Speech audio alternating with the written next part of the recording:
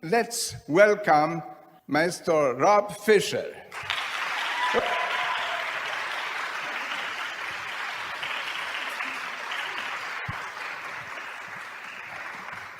It's possible that everything that happens to us in our life is an accident. I was always playing the piano at school events and church events, and I knew I'd be doing music my whole life because it's what I did. It was more the language I spoke than anything else. But it didn't seem like a practical career, so I went to Duke to major in botany, but so I could have a nice practical career as a marine biologist. And I'd been doing summer stock in the summers and had some New York friends who were at NYU doing dance classes and stuff. So I went to New York for a while and played for dance classes, which led to playing for a little off-Broadway show that was at the Public Theater, which led. You obviously worked with great Broadway singers, and not only Broadway, because recently you recorded an album with Renee Fleming of Broadway shows. And it's just called Renee Fleming Broadway. It's really good. It's a wide range of Broadway music, especially if any of you are classical singers. Hearing her negotiate this stuff, she does it brilliantly and in many different ranges, with and without vibrato. It's really a lesson.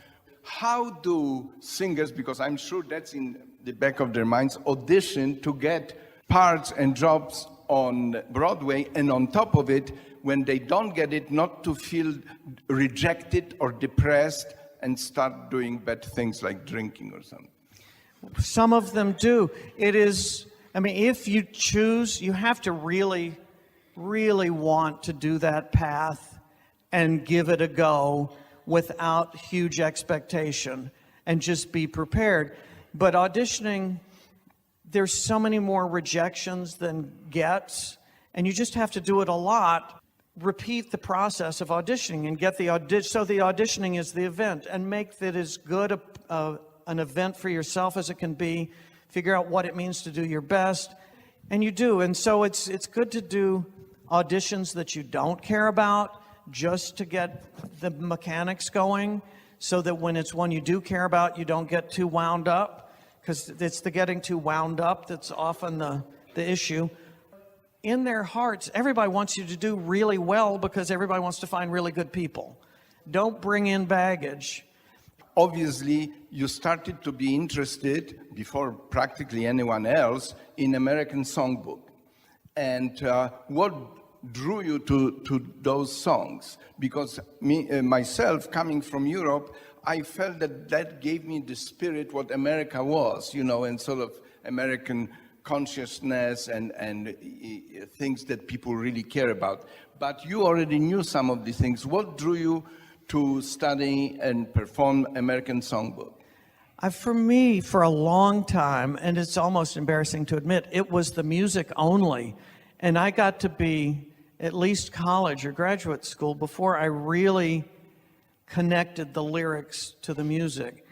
And be sincere. Yes, that it has to come from a sincere place in you. Helps you in ways we can't even understand. You can't understand, I can't understand. There is a song from the great American Songbook where the composer, by name Jimmy McHugh, and his lyricist, Dorothy Fields, saw two young people window shopping Tiffany's store. Oh, we should write a song about this when the people say, gee, I'd like to give you that bracelet, but I don't have any money. I'm interrupting for 1 minute because what is really significant in 1928 is a female lyricist. There is no good reason for that not to be, and we got to give her plenty of credit for this song of taking that idea and turning it into a full-fledged lyric. I Can't Give You Anything But Love became one of the most recorded songs ever. Sarah Grewal.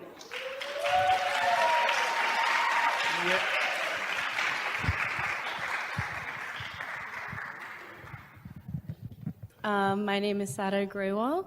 I'm a senior here at American University and a musical theater major. And who do you study with? Susan Derry. Yeah.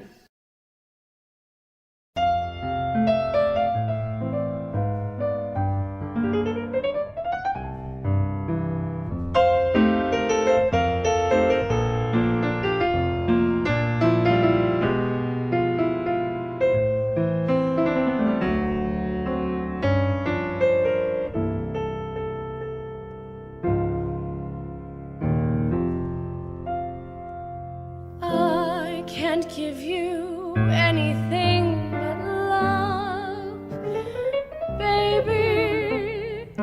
That's the only thing I've plenty of, baby. Dream a while, scheme a while, we're sure to find happiness, and I guess all those things you always pined for.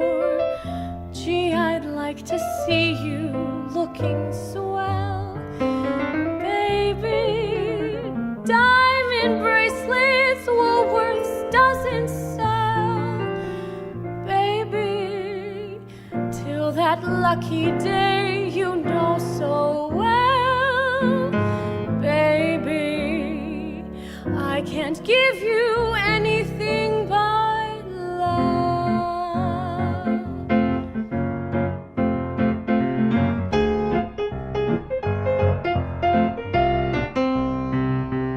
I can't give you anything but love, baby. That's the only thing I've plenty of, baby. Dream a while, scheme a while, we're sure to find happiness, and I guess all those things you always pine for. Gee, I'd like to see you looking swell, baby. Diamond bracelets, Woolworth's doesn't sell, baby. Till that lucky day you know so well, baby. I can't give you anything but love. I can't give you anything but love. I can't give you anything but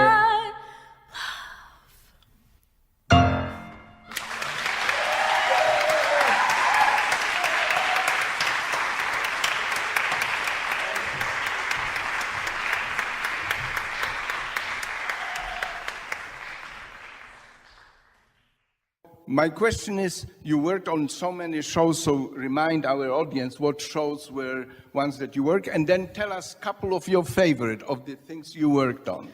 The most recent one, I put the score together for the recent An American in Paris that was on Broadway, and that was an extraordinary experience because the Gershwin family allowed me to open the vault, and any song or any piece of concert music was available to us to create a score. I also wanted to help be part of a story that was told through dance. That interested me a lot. And that was one of two shows I've done where the singers are mostly dancers. And it's a challenge I like if they're up for it. What is the, if you can predict, future of Broadway? What are the big issues now facing Broadway, if any? How are changes? Just, sort of your thoughts on this idea. What do you see? Broadway seems to be very popular, but it goes through some different transitions. So if you give us the background. I think just like popular music now, it's going to diverge into lots of niches, and there's going to be like something for everybody. My worry for Broadway at the moment is that it is so expensive that producers don't take risks. And I'm hoping theater at the next rung down will continue to have the risk and deal with the important issues. That's not to say things don't pop through, like Dear Evan Hansen and Hamilton, which started as risky off-Broadway things, but resonated. I'm doing a concert in 1 month with Kelly O'Hara and Matthew Morrison, and they're singing music they know, but the music is coming from all over the place, and we have 1 2.5 hour rehearsal in the morning, and we do it in the evening. But these situations, I need them to be exactly with what my baton is doing, no lag time, because I'm accompanying singers I may or may not have rehearsed with, and I have to be ready to make constant adjustments. It's fun, and it's crazy. Rob Fisher.